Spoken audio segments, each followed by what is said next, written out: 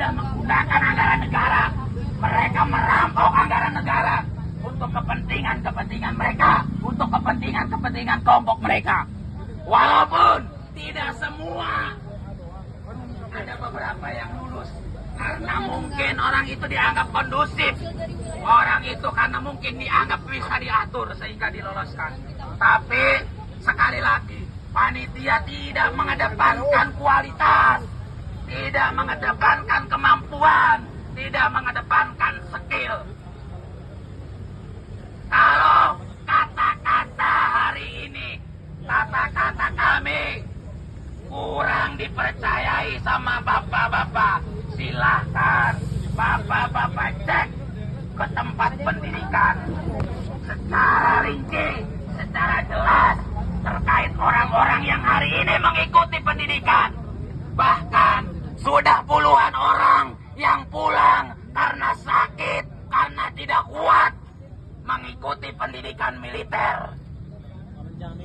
Karena ketidakseriusan panitia dalam meloloskan orang-orang yang hari ini lolos. Mungkin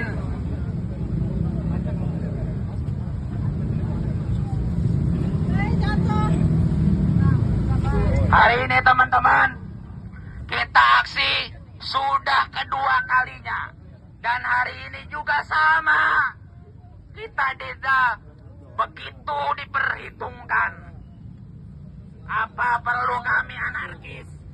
Tolong dibantu komunikasi dari pihak kepolisian. Kalau memang gerbang ini tidak kami rusak, tidak kami bakar, maka hadirkan panitia yang memang punya kompetensi untuk menjelaskan kepada kami terkait rekrutmen SPPI. Kami jangan ditipu-tipu. Kalaupun kalian adalah baju loreng yang terkenal dengan pertahanan negara, tapi jangan sampai itu dipakai kepada rakyat-rakyat kecil yang kalian dengan semena-menanya kalian tidak menjelaskan terkait persoalan-persoalan yang terjadi hari ini. Bapak-bapak yang baju loreng sekarang yang ada di dalam, mereka dengan gagahnya, badannya tinggi, bajunya bagus, sepatunya bagus, itu sudah luar biasa. Karena berkat mereka, pertahanan Indonesia begitu kuat. Tapi disayangkan bahwa citra TNI yang disampaikan Prabowo Subianto dalam beberapa minggu kebelakang bahwa TNI adalah instansi yang dekat dengan masyarakat, yang dipercayai oleh masyarakat dibandingkan kepolisian, Pak. Nilai Bapak di masyarakat itu kalah dengan loreng. Tapi pada faktanya loreng itu mengkhianati masyarakat Indonesia, mengkhianati sarjana-sarjana Indonesia. Yang kalian rekrut bukan SMA, yang kalian rekrut bukan komunitas, yang kalian rekrut bukan orang-orang yang berpendidikan.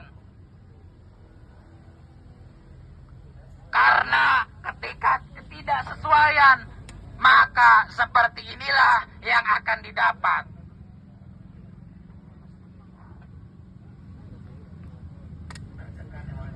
Tolong teman-teman, dimanapun peserta SPPI yang memang hari ini belum menerima keadilan, saya dari Banten datang ke sini untuk memperjuangkan hak-hak kalian. Setidaknya panitia bisa menjelaskan terkait web yang kosong, terkait kelulusan yang tidak diberangkatkan pendidikan. Saya sudah dicap pembangkang. Saya mungkin di luaran orang yang tidak paham, orang yang tidak merasakan ketidakadilan, bahwa saya adalah orang pemberontak.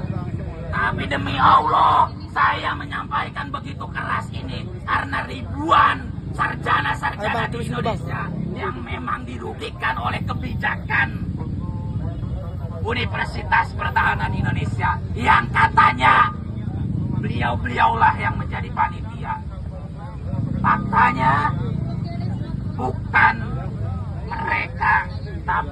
bajingan-bajingan, tapi tikus-tikus yang merampok uang-uang rakyat.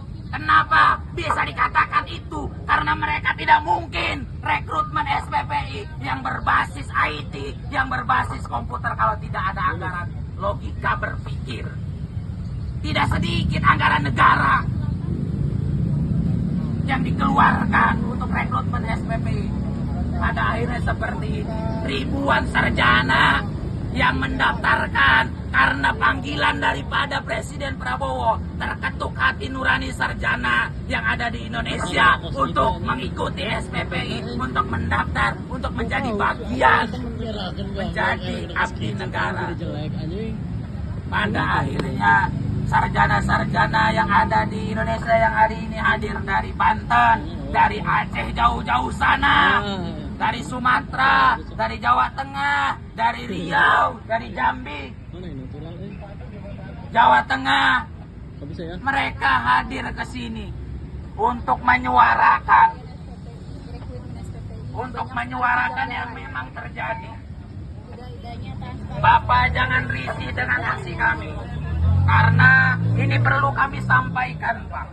Perlu kami sampaikan agar masyarakat Indonesia tahu bahwa rekrutmen SPPI ini tidak transparan, tidak adil. Kenapa kami bisa mengatakan itu?